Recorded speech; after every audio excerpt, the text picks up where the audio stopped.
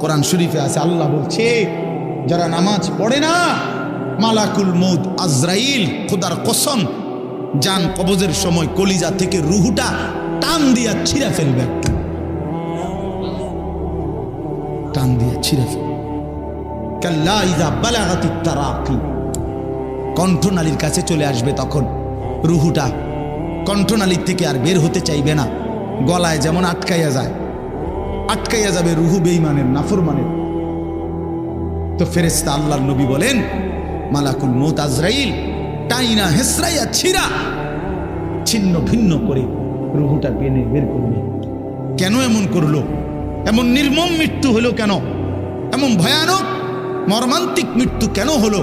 কোরআন শরীফে আল্লাহ সরাসরি বলছে ফালা সাদ্দাকা ওয়ালা সাল্লা, কারণ হলো সে আমি আল্লাহকে বিশ্বাস করে নাই, ওয়ালা সাল্লা এবং কি করে নাই,